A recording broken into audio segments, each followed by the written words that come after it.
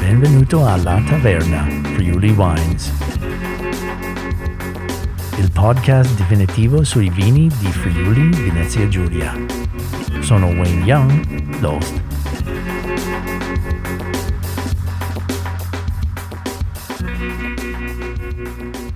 Salve Friuli Wine fans, benvenuto alla Taverna, Friuli Wine, sono Wayne Young. Bentornati tutti quanti. Oggi un ragazzo simpaticissimo, Riccardo Marcuzzi, dal Collio, azienda giovane, ragazzo giovane, vini giovani, mi piace tantissimo. Secondo me, quando fai un podcast, arriva un certo punto quando si può trovare tantissime referenze dei podcast che hai fatto nel passato. E durante questa puntata parliamo di ben 3 altri podcast che l'ho fatto nel passato. Ovviamente il primo che parliamo di Moreno Ferlat, che è proprio il primo podcast che mai fatto su questo, da settembre 2021, quasi 3 anni fa, 2 anni e mezzo fa, dai. Il secondo di cosa parliamo è una bellissima puntata che ho fatto nel gennaio di 2022 con Teresa Keber, perché durante questo podcast parliamo di Renato Keber.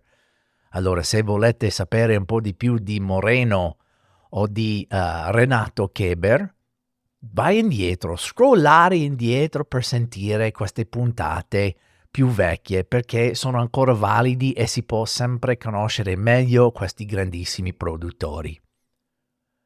E dopo, per l'ultimo, terza puntata con cui l'abbiamo riferito durante questa intervista, è più recente, è del luglio 2023, la puntata che l'abbiamo fatto su Collio Bianco di uve autoctone.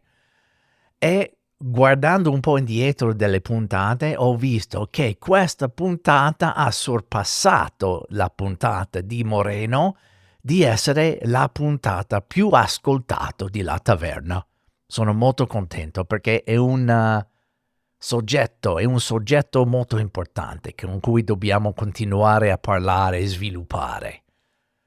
Però bello, se siete nuovo qui a La Taverna, ci sono tante puntate in inglese, tante puntate in italiano, ma tornate indietro, trovare queste bellissime puntate dal passato per sentire un po' di più di questi grandi produttori.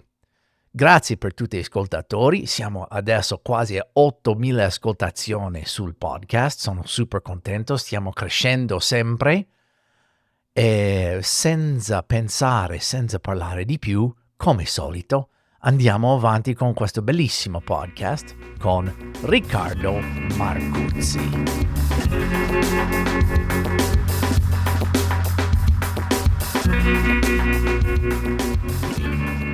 Allora, possiamo cominciare, però io voglio cominciare mentre che assaggiamo il tuo Cabernet Franc 2019. Siamo qui con Riccardo Marcuzzi, della piccola azienda in Collio, che ho una confessione. Io sempre volevo fare un'intervista con te, un podcast con te, perché ti trovo super simpatico. Ogni volta che ti vedo, tu hai questa faccia sorridente, hai un'energia molto positiva. E ho detto, devo avere questo ragazzo sul podcast. Riccardo, grazie tantissimo per essere qui oggi. Ciao a tutti e grazie a te. Davvero, complimenti. Davvero apprezzati. Grazie a te. Allora, prima di cominciare con un po' del vino, tu hai una storia, un entrée dentro il mondo del vino un po' diverso del solito. Sì. Ho già notato sulle altre puntate che spesso si trova una storia molto simile.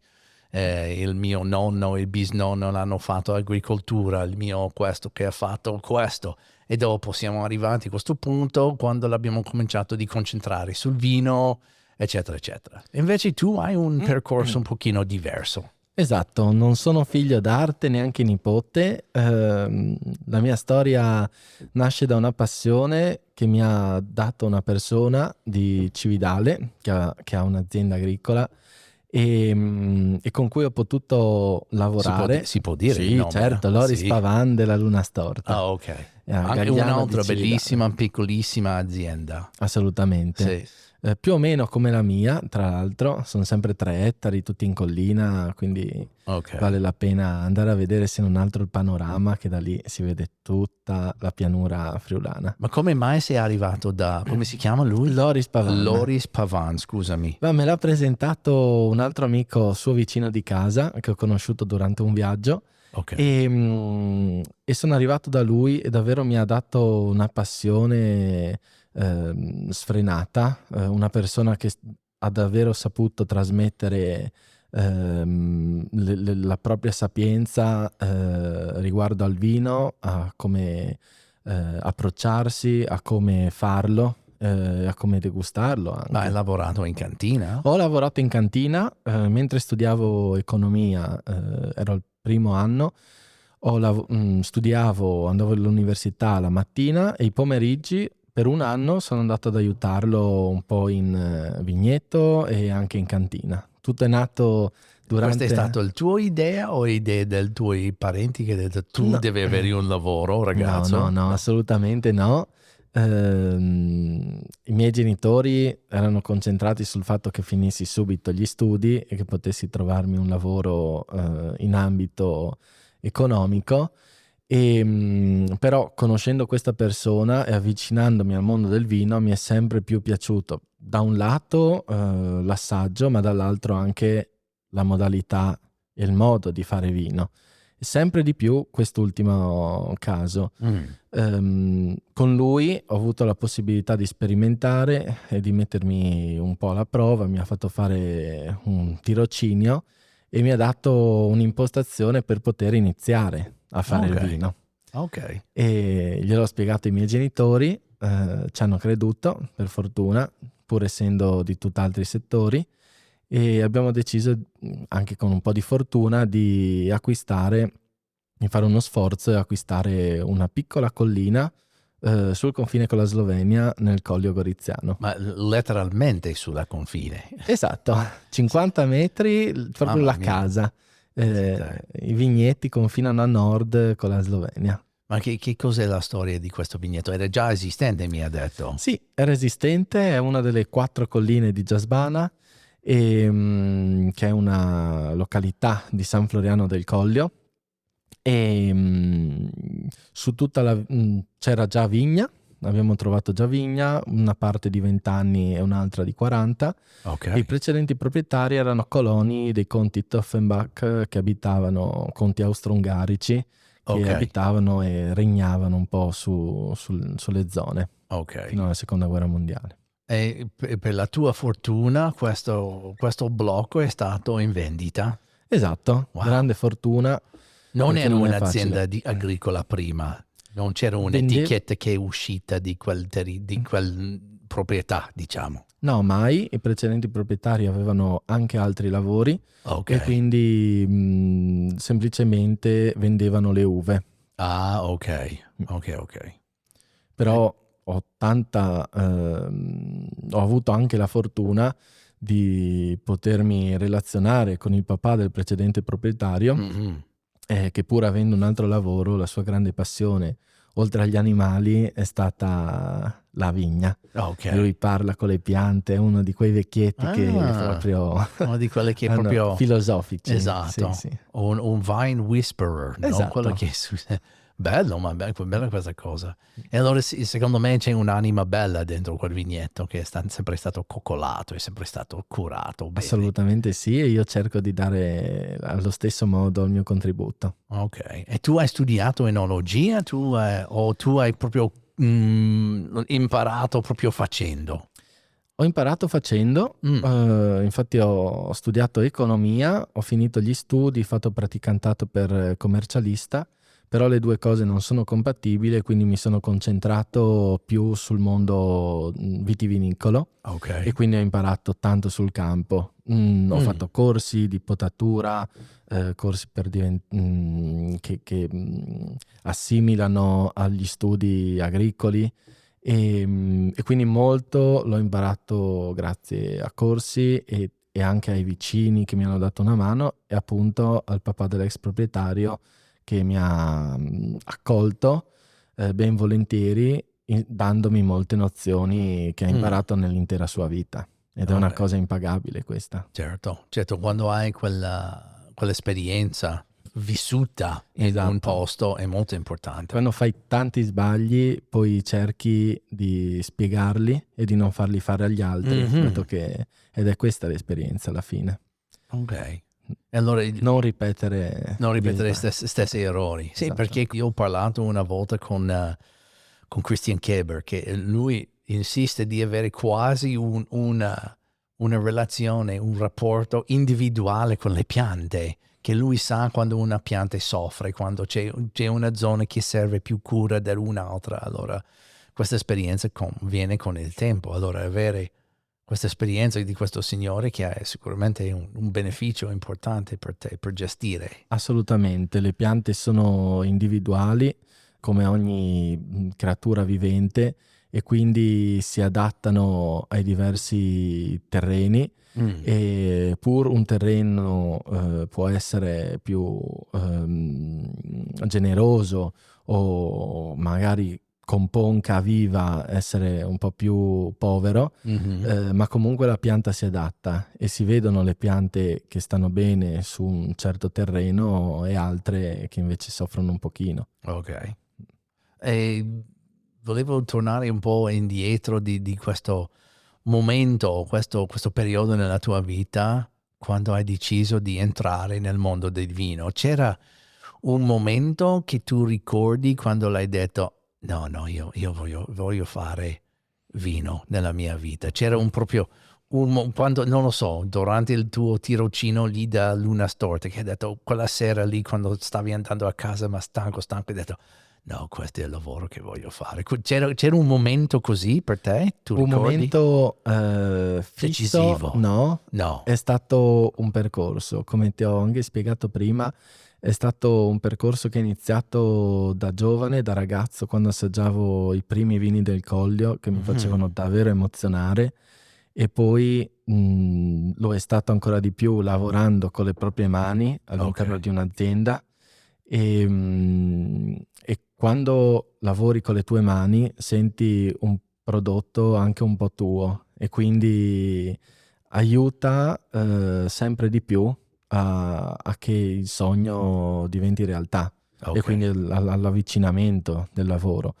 Ovviamente ho iniziato giovane e con tanta voglia, anche perché ero consapevole che il processo è molto lungo, perché per creare il vino c'è bisogno di tanto tempo, abbiamo iniziato da zero facendo la cantina, quindi il processo è molto lungo ed essendo giovane, avendo avuto 20 anni, è stato il momento giusto e con la carica giusta, magari anche con un po' di incoscienza, ma buttandomi e mettendo tutte le mie forze su quel... A 20 anni l'hai 20 cominciato, anni, sì. esatto. Tu hai adesso 28, Esatto, sì. hai fatto 7 vendemmie. 7 vendemmie, sì. Wow, già a 28 hai passato 7 vendemmie, bravo. Esatto, Più esatto. quelle che l'ha fatto a Luna Storta. E sì, una vendemmia, sì, poi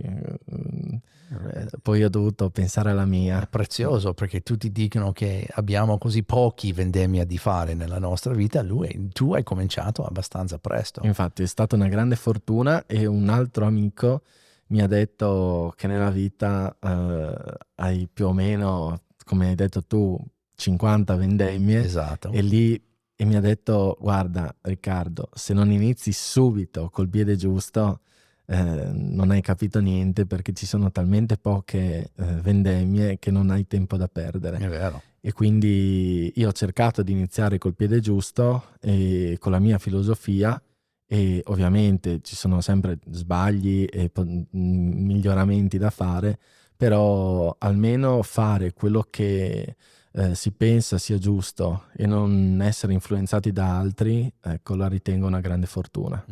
Quei vini che hai parlato prima, che hai detto assaggiato dei vini che ti hanno fatto questa impressione, tu ricordi quale vini era, qual vino era che hai assaggiato, che ha fatto questa impressione così forte su di te? Ma ho diversi vini, ovviamente da ragazzo assaggi magari quelli un po' più commerciali, dopodiché procedi sempre un po' sulle nicchie.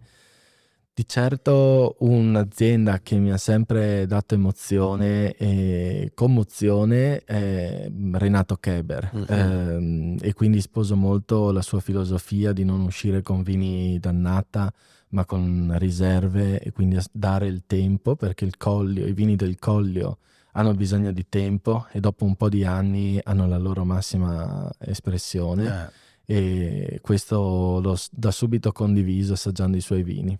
Ok, allora tu hai seguito un po' questo modello di non avere quei vini che escono subito l'anno dopo. Esatto, tutti i miei vini sono riserva, quindi almeno 2 anni prima della commercializzazione per i bianchi, 3 anni per i rossi.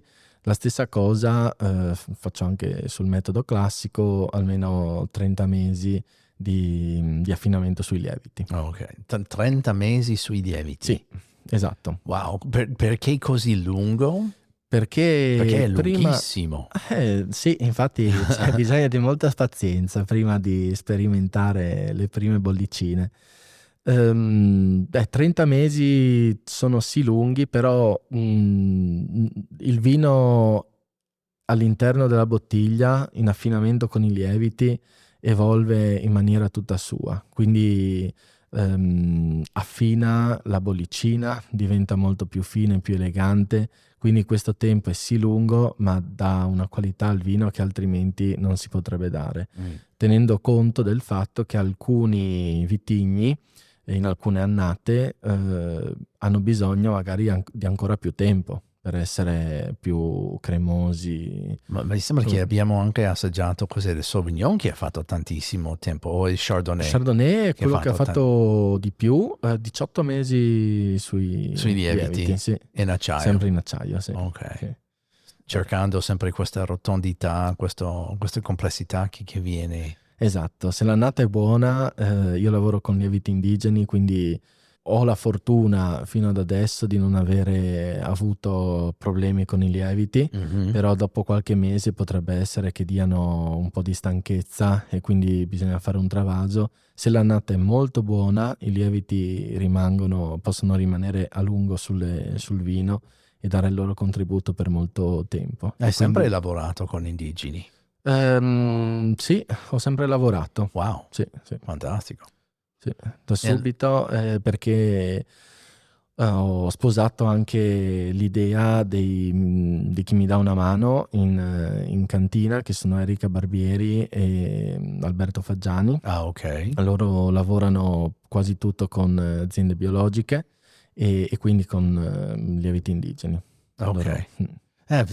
Perché spesso quando si parla di lieviti indigeni si dicono che se lavori dentro un spazio, un cantina, dove nel passato hai sempre usato i lieviti selezionati, in qualche modo quella zona è un po', non so, infetta di lieviti selezionati. Allora se tu fai un prelievo del lieviti che usi anche quando si smette di usare, si trova sempre quelli industriali. Invece tu che hai una cantina nuova, non hai questa inquinazione. Esattamente. Allora tu sei lieviti indigeni puri. Esattamente. E ho avuto questa fortuna perché ovviamente uso lieviti selezionati sullo spumante per fare il tiraggio, però nel 2019, quando è stata finita la cantina e avevo iniziato a produrre i miei vini, non avevo usato questi lieviti selezionati ed ero partito direttamente con gli indigeni.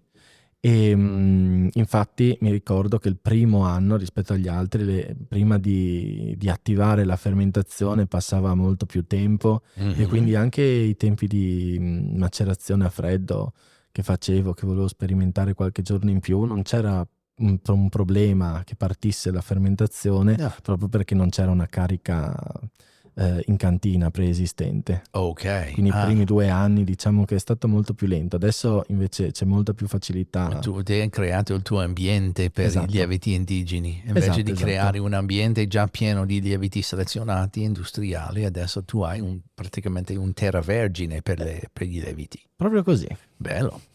E secondo te che cos'è il vantaggio di usare gli indigeni? Cosa hai trovato i risultati? Sicuramente si scostano i miei vini che sono essenzialmente monovarietali fino all'anno scorso, e quindi si potrebbe trovare un certo sentore tipico del vitigno. Si scostano comunque dai vini generici. Hanno sempre qualche particolarità diversa. Chi può piacere, chi di più, chi meno, però sono un po' diversi, ecco. Ok.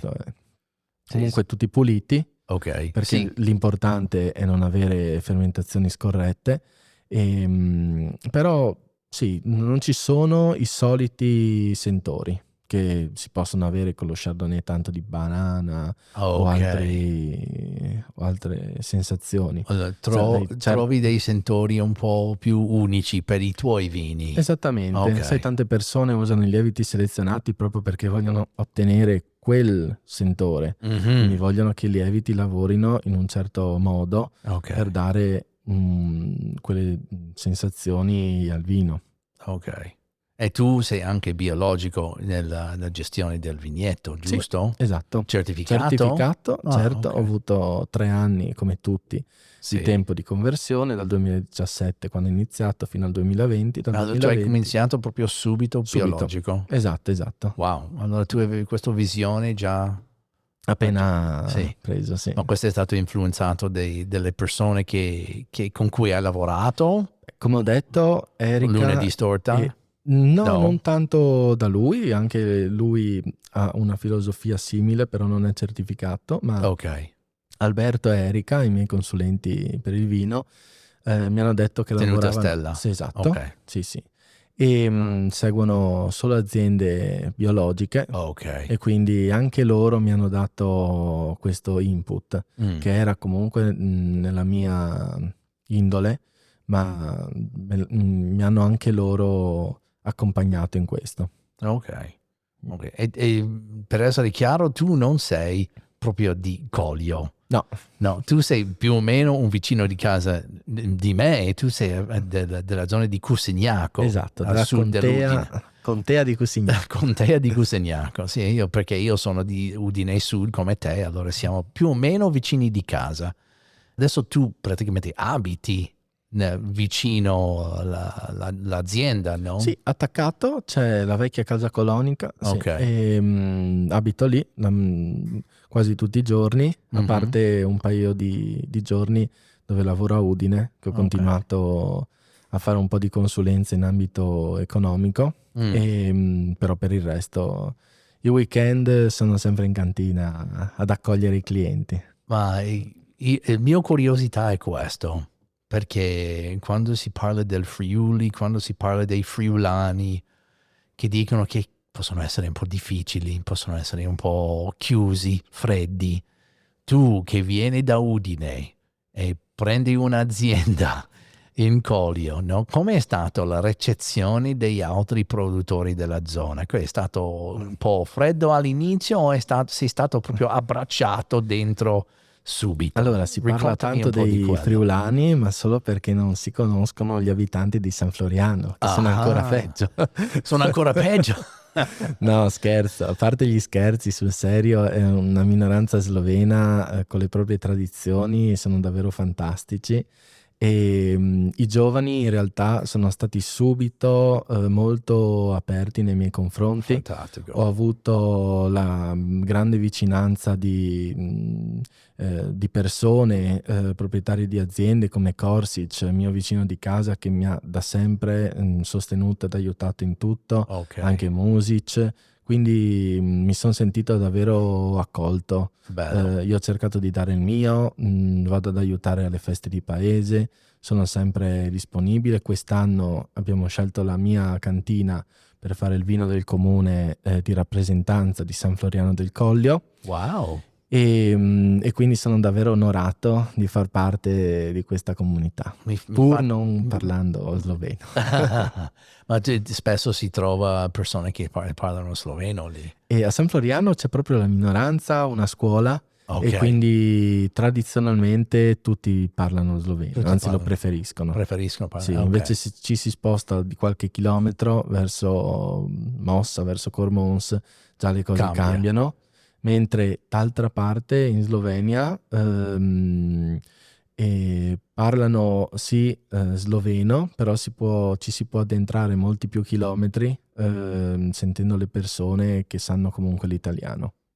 Verso Gorizia forse? Già dalle mie zone, andando Mhm. verso Smartno, Ok. e anche più in dentro, nella Valle del Vipava e Dussina, sì, le persone sanno anche l'italiano.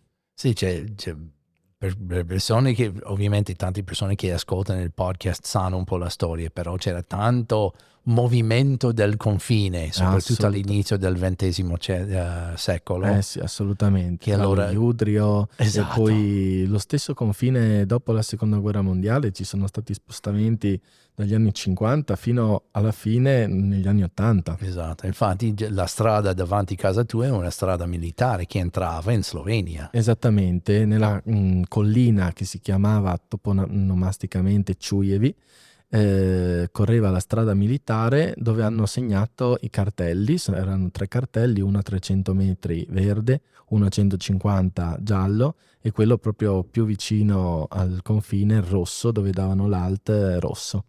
Che 2 sono dentro la mia proprietà e sono ancora esistenti. Wow, ho visto quello triangolo rosso, era proprio a C'è anche confine. il giallo scendendo Dai. dalla strada. Non l'ho visto scendendo. Prossima volta. Molto, sì, faccio più attenzione, sicuramente. Allora, tu fai, a quanti ettari? Parliamo di 3 ettari e mezzo 3 ettari e abitati, mezzo. più un po' di bosco. 10-12 mila bottiglie. Sì, esatto. E quanti vini fai? E questo è cambiato anche recentemente, però parliamo di quello che sono in vendita adesso. Ok, quindi dal 2017 ho scelto di fare 6 tipologie, un metodo classico. Allora, 2 sempre fatto un metodo classico. sempre fatto Ok. dall'inizio, 2 bianchi in acciaio, che è un Pinot Grigio e uno Chardonnay, Mhm. e 2 bianchi in legno, un Sauvignon, una ribolla gialla che è macerata, Ok. e un Cabernet Franc in purezza. L'unico rosso, quello l'unico che rosso. ho appena finito. Esatto. Molto Proprio quello. buono, 2019, molto bello. Grazie mille. E sì, i vini sono alcuni più freschi, altri un po' più corposi, ma hanno comunque un po' di macerazione su tutti, a partire dal Pinot Grigio con un paio di giorni e poi un po' di macerazione a freddo su Chardonnay e Sauvignon e quella a caldo sulla ribolla gialla. Perché sui bianchi hai questa visione, questa filosofia di fare macerazione su tutti? Le bucce sono convinto che abbiano tantissimo sapore e personalmente sui vini, quando li assaggio, noto molta più complessità, molta più esplosività sui vini a contatto con le bucce, senza esagerare. Però trovo che diano carattere e individualità al vino. La macerazione a freddo alla fine non stravolge l'entità del vino, ma aiuta semplicemente a dare un corpo, dei profumi in più. E allora, quello che ho assaggiato, anche il Chardonnay che l'abbiamo assaggiato insieme, fa un po' di macerazione, giusto? Sì, fa 4 giorni sulle bucce, sì, Ok. a temperatura tra gli 8 e i 10 gradi. Che sembrava praticamente barricato. Aveva molto questa morbido. sensazione dolce, vaniglia, crema pasticcera, che era molto bello. Molto morbido. Questo Sì. è dato sia un po' dalla macerazione che dal lungo affinamento sui lieviti, come avevamo detto. E tu mi hai raccontato che il tuo metodo classico quasi non è mai uguale uno dopo l'anno. Devo dire, o dobbiamo tagliare questo pezzo? No, assolutamente, va benissimo perché è una unicità dell'azienda. Allora tutti cercano di fare un prodotto di bollicina uguale ogni anno, Mhm. l'uno con l'altro, tante volte non riuscendoci perché a parte le differenze di annata che possono creare uve sostanzialmente diverse, ma è anche una differenza di lieviti che non tutti gli anni sono, Ah, perché c'è una doppia fermentazione. certo. E quindi un po' per sperimentazione, un po' per scelta, ho deciso ogni anno, almeno fino adesso, quindi sono 5 prove diverse, di usare degli uvaggi differenti. Diversi. Sì. Per esempio, Per esempio, il primo anno è stato fatto con ribolla gialla e pinot grigio, di cui il ok. 20% in legno. Il secondo Mm, con ribolla gialla 2/3 e 1/3 pinot bianco. ok. Il terzo con pinot bianco, pinot grigio. Poi Wow. ancora uno chardonnay in purezza. Ok. E l'ultimo, Super classico. nel 2023, l'anno scorso, grandissima sorpresa, un Cabernet Franc 50% e 50% Pinot Grigio. Ah, allora fai un rosato? Sì, Bello, bello, bello. Com'era fermentare e lavorare con Cabernet Franc in bianco, più o meno, o in rosa? ehm, Come uva, come in cantina, come si comporta? allora, avendolo raccolto molto precocemente Ok. per ottenere freschezza, pensavo che venisse fuori qualcosa di molto molto erbaceo, come siamo abituati a, Sì, Cabernet. a pensare al Cabernet Franc, no? Invece ha dato molti profumi di menta, non di erba tagliata, ma Ah, ok. altre spezie, come anche il mio vino base, che è molto più sul pepe. Mhm. Ecco, ha dato sempre quelle note lì, ehm, anche con della mela. Anche Però con sì, della sì, mela. anche con della mela. Sì. E quando esce così? Io non vedo l'ora di provarlo. Ah, puoi stare ad aspettare molto tempo perché 30 mesi dobbiamo devo ancora aspettare. fare il tiraggio, che lo Infatti, facciamo il prossimo mese, e ok, dopodiché almeno 30 30 mesi, mesi. almeno. Mm. Devo fare nota dentro il Sì, calendario sul telefono. assolutamente. Bene, bene, bene. Molto bello, io sono stato colpito veramente del quel spazio di accoglienza che hai fatto sopra la cantina. Veramente bello, con questa vista mozzafiato. Però tu sei questa sorpresa un po' nascosta, devi fare un paio di colline per arrivare da te. E si vede che arrivano tanti turisti per visitarti. Arrivano gli esploratori.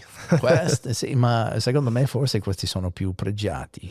Esattamente, sì, tante volte è così. Beh, per dare più risalto ed evidenza alla cantina, mettiamo dei cartelli lungo la strada. Ho visto. Ehm, Grazie. Anche altri, anche altri, perché non è facile, bisogna prendere una strada senza uscita, è un'unica stradina che Ok. dalla strada principale, dalla strada del vino, porta dentro, e a 500 metri si risale su un'altra collina che non si vede dalla strada, e c'è proprio Ciujevi. I clienti per fortuna ci sono. Essendo sulla strada del vino ci sono molti stranieri, ma anche molti italiani, quindi ehm, trovo davvero molte soddisfazioni a livello turistico, e quindi sono consapevole che il Collio abbia fatto un buon lavoro su questo Mhm. punto di vista. Però sono altrettanto convinto che bisogna ancora di più migliorarsi e offrire nuovi servizi, prendendo spunto anche da altre zone. Però Per bisogna, esempio? per esempio, l'Alto Adige. Ok. Comunque, È sempre tenuto come quel modello, Alto Adige. allora, in realtà se avessimo parlato 25 anni fa, prima del 95, sarebbe stato il Friuli il modello. E ho fatto proprio la tesi sempre dal punto di vista economico, ma sulla differenza tra le zone del Friuli, del Trentino e dell'Alto Adige, e si è visto proprio come hanno investito moltissimo dalla metà degli anni 90, e sia a livello qualitativo che a livello turistico, e quindi è aumentato il prezzo delle uve, il prezzo del vino, il prezzo dei terreni, ed è stato tutto un volano. Quindi adesso si prende anche come punto di crescita l'Alto Adige, sicuramente. Certo. Probabilmente hanno avuto una visione un po' più lunga rispetto alla nostra. Allora cosa possiamo fare qui in Friuli per iniziare questo movimento di crescita qui? Cosa, secondo te, se tu avevi soldi da spendere per la regione, cosa facevi? Con i se e con i ma non si va molto lontano, però sicuramente alcune aziende stanno lavorando bene, chi ha capitali sta investendo in strutture ricettive con nuove tipologie anche di terme, di spa, Ok. anche per esempio Pali con la Terme sauna del vino. Sì, Esatto. sono belle iniziative sicuramente. Ecco, bisogna continuare su questo punto di vista, anche essendo molto vicini al Brda sloveno, anche in collaborazione sicuramente con la Slovenia. Ci sono molte affinità e ci si può anche aiutare per crescere con territori una volta uniti e adesso staccati, ma che possono lavorare tranquillamente assieme. C'è un po' di conversazione, di chiacchiere, di riunire un po' queste due zone, fare prima zona internazionale di vino tra Berda e Coglio. Cosa pensi di questa idea? Certamente, l'ho sentita anch'io, sono state fatte delle riunioni, non ho potuto partecipare, ma sicuramente l'idea è valida.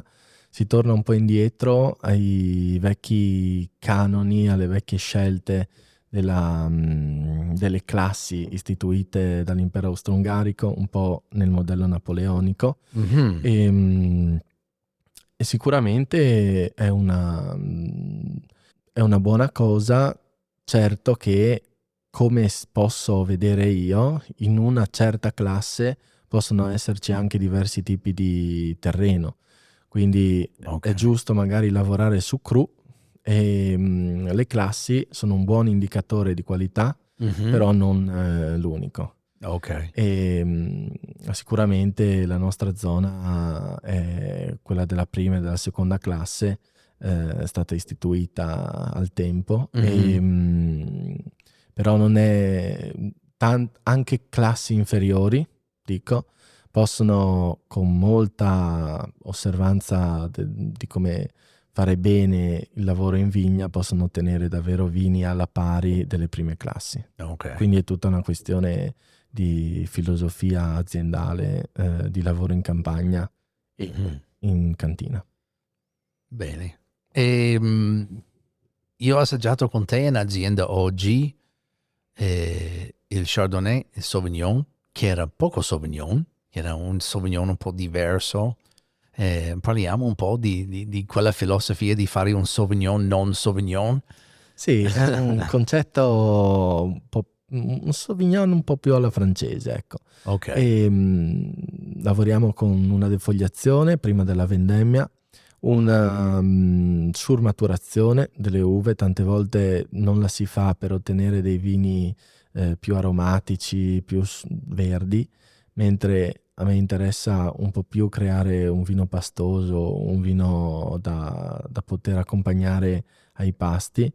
E poi devo creare qualcosa di effettivamente un po' più forte, perché l'intenzione è sempre stata quella di metterlo in legno. Ovviamente se si mette un vino più leggero e con meno corpo in legno, poi va a finire che il legno prevale sul vino e quindi si hanno dei disequilibri. Ecco, invece cerco l'equilibrio, una macerazione e poi la fermentazione la finisco in legno e lì stanno un anno. Lavoro con un po' di tonno nuovo e la maggior parte usato, e dopo un anno viene riassemblato in acciaio prima dell'imbottigliamento. È venuto fuori, come mi abbiamo detto, queste sensazioni di diversi fiori e dopo in bocca c'era questa polpa proprio di pera, molto molto bello, molto atipico per un Sauvignon.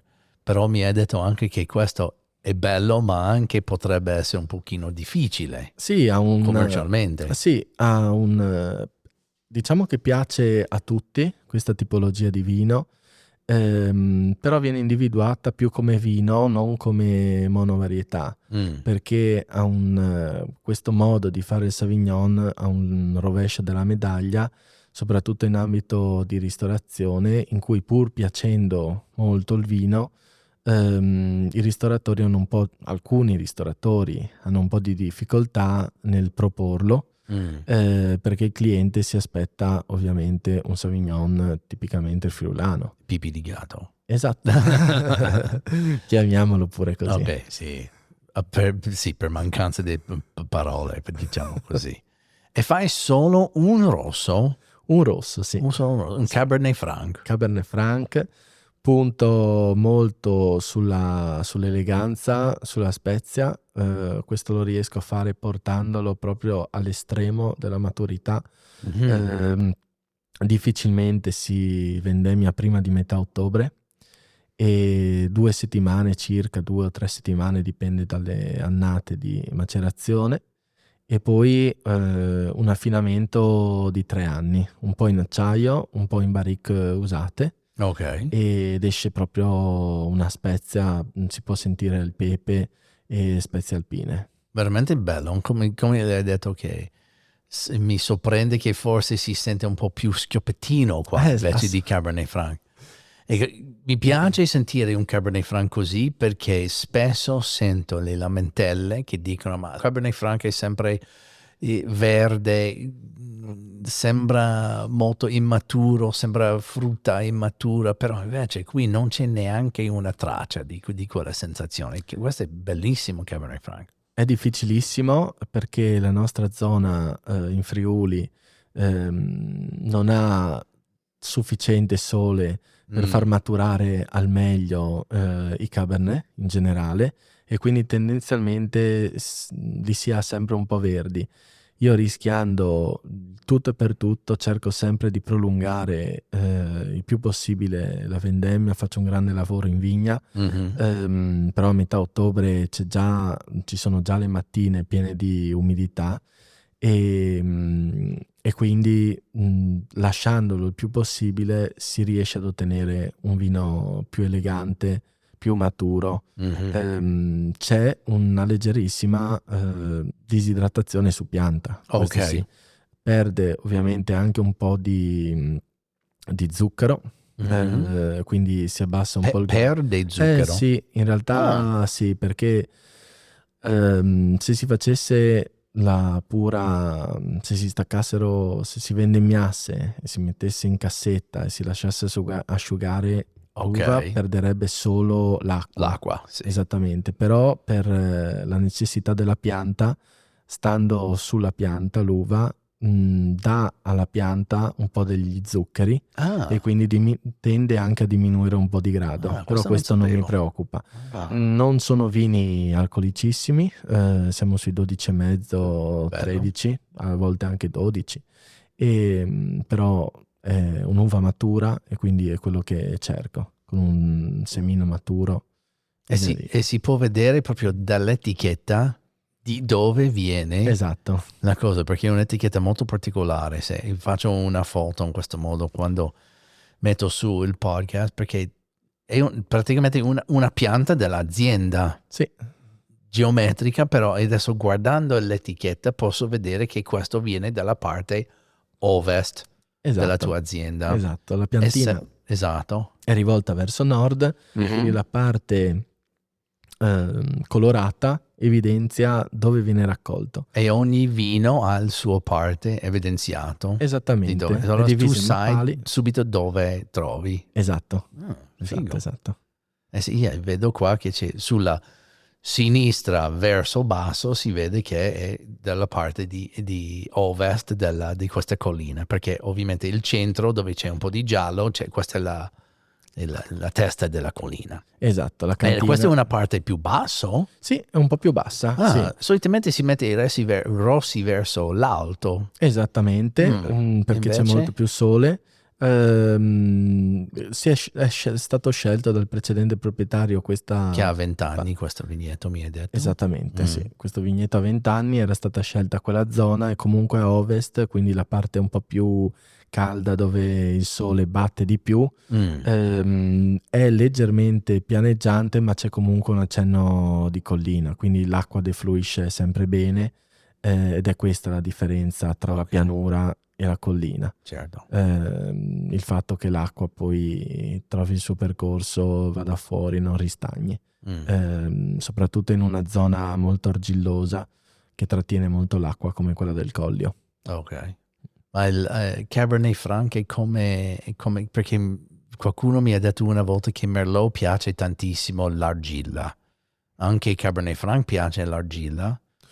Essendo una zona argillosa questo, o non lo sai? Ma questo non lo so perché non ho fatto prove. Comunque abbiamo Ponca noi, quindi sono quegli strati un po' rocciosi che con il tempo si sgretolano. Per il Cabernet Franc? Sì, anche per il Cabernet Franc, sì. Sì.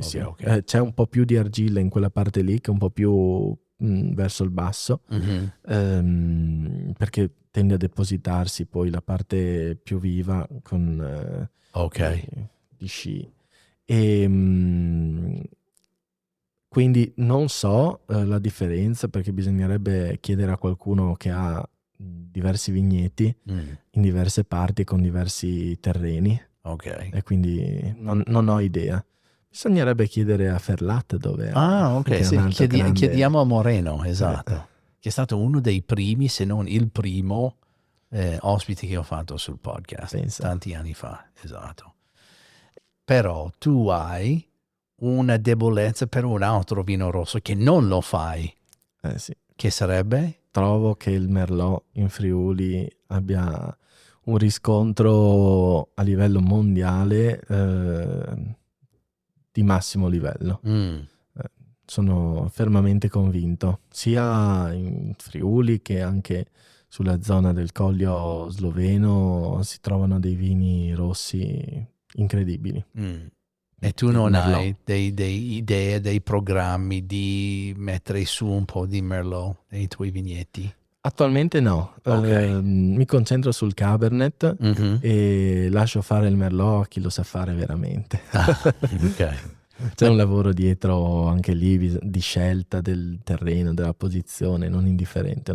Più del Cabernet, secondo te? Penso per ogni vitigno bisogna scegliere la posizione giusta, il terreno giusto, però bisogna averlo, appunto. Ok.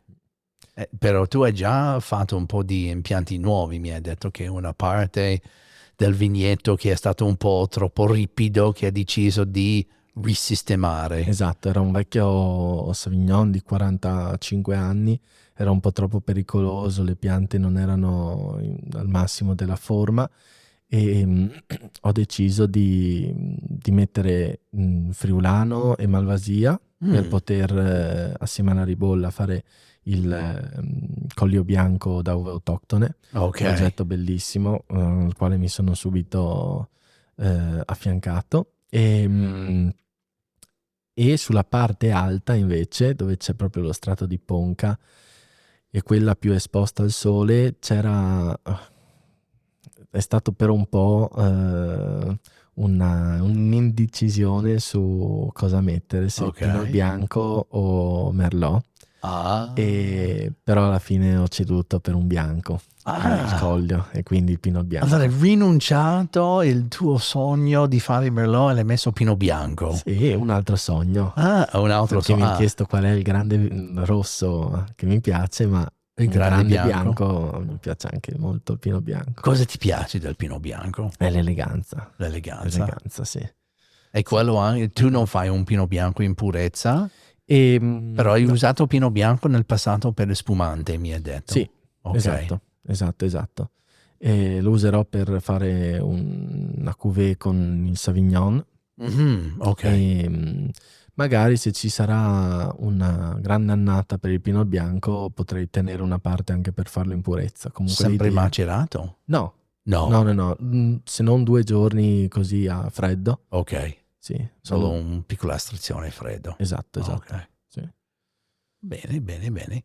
Allora, abbiamo appena iniziato di parlare del bianco, colio bianco di uve autoctone. Allora, praticamente tutti questi bellissimi vini che mi hai fatto, bianchi che mi hai fatto assaggiare, fra 2 anni non ci sono più. Sì. E tu Verranno stai andando riuniti. verso... cosa? Verranno riuniti. Non è che non ci saranno più, ma si vuole un po' stringere il raggruppamento dei vini, diminuendone le tipologie e facendo degli assemblaggi. Credo molto nell'uve autoctone Ok. perché sono convinto che ci vogliano questi 3 vitigni autoctoni per fare un grande bianco.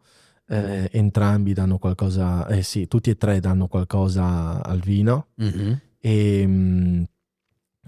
e anche la ribolla, che non è per sé un vitigno incredibile, che Mhm. diciamo che io non ho mai trovato, difficilmente trovato una ribolla che mi desse un'emozione incredibile, però utilizzata come taglio assieme alla Malvasia e al Friulano crea un vino equilibrato e strepitoso. Pensi che questo uvaggio di uve autoctone potrebbe essere il futuro per il colio? Cosa? Ne sono convinto. Sì, perché abbiamo già Sicuramente avuto gli internazionali Mm. sono stati una spalla che hanno fatto diventare il Collio grande, dovranno comunque esistere. I vini internazionali vengono benissimo. Però il Collio bianco da uve autoctone sono convinto che sia il futuro. Per distinguere il territorio, se non altro, perché questi vini hanno davvero un carattere che riassume un'entità, un territorio. Ok. E quando anche dall'odore si riesce a capire, questo viene dal Collio. Mhm. Ed è questo che mi piace di questi vini, È che molto senti importante. il Collio Sì. e non ti confondi con altre zone, come potresti fare con dei monovarietali. E con delle altre varietà che fai a parte di questi 3 autoctoni? Sì, Hai farò altri bianchi da il Sauvignon giocare? Sauvignon? con il Pinot Bianco. Ok. E Chardonnay? Il Chardonnay non c'è Non più. esiste più? Non esiste. Ok. Esatto. Ok. Allora, Sauvignon con il Pinot Bianco? Esatto. Ok. E poi terrò sempre la ribolla macerata Mhm. che ha il suo Che tiene perché. sempre... Sì. Sì. Hai trovato successo con ribolla gialla macerata? Soprattutto fuori dal Friuli c'è molta richiesta di macerato per i clienti un po' più di nicchia che ricercano delle esperienze un po' diverse dal solito. Alla ribolla macerata impazziscono, ma per i macerati in genere, In vedo, genere, sì. ok. È un macerata estrema? Perché quello è l'unico che non ho assaggiato con te oggi. Non è estremo, sono tra le 2 e le 3 settimane. Mhm. Non sono patito dei vini estremi, ecco. Ok. Quindi ci deve essere sempre un equilibrio, una riconoscibilità del vitigno e quindi io penso che una fermentazione, cioè il contatto con le bucce durante la fermentazione finché l'anidride carbonica protegge il vino dall'ossigeno sia un plus, però Ok. non da rischiare con tanti mesi per non rovinare il vino, ecco. Ok. Mi dispiacerebbe. Già Sì. ne faccio poco. Se poi lo rovino, Esatto. vai. Ok, però mi piace tantissimo questa filosofia tua di non fare 1000 bottiglie di 12 diversi di vini, no? Tu hai un'idea chiara di fare pochi diversi vini, però con una massa critica abbastanza importante per l'azienda. Ovviamente non fai milioni di bottiglie, però invece di dividere la tua forza tra tantissime diverse etichette, tu hai il tuo 4-5 etichette che si può andare avanti. Esatto, sono tutti diversi, quindi un metodo classico, bollicina, Esatto. un vino in Macerato. acciaio Sì, un macerato, un altro vino in legno e un rosso. Perfetto.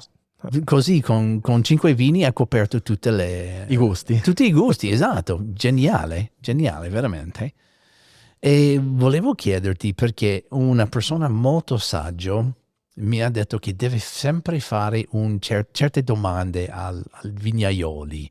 Non faccio tutti e tre a te, però faccio solo l'ultimo perché siamo quasi qui ad un'ora, allora non voglio tenerti tanto. Però la domanda è è questo. Hai un sogno nel cassetto?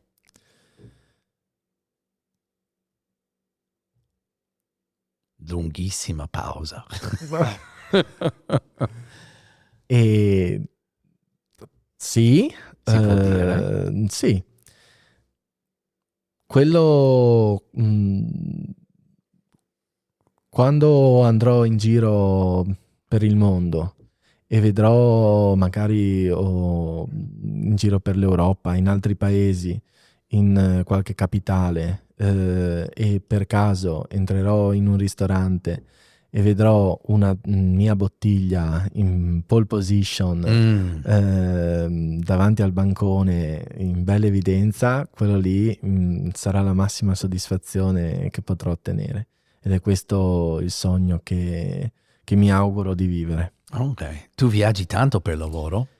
Non tantissimo, più per svago, più per insomma conoscere posti nuovi. Ok. Per lavoro sì, faccio eventi in giro per l'Italia, almeno 5-6 volte all'anno, e poi qualcosa anche in Ma tu Europa. sei dentro il Fivi? Sì. Ovviamente allora a Bologna ci sei. Esattamente, in Fivi, sono all'Only Wine di Città di Castello e insomma giro un po', però anche per conoscere posti nuovi.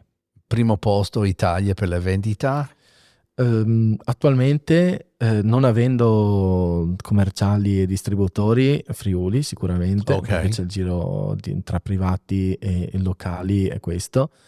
Appena troverò qualche distributore, adesso si sta avvicinando l'Emilia e la Lombardia, sicuramente ci sarà un'affluenza su quei poli lì e sicuramente c'è richiesta dal nord Europa per la mia tipologia di vini. Ok, bene.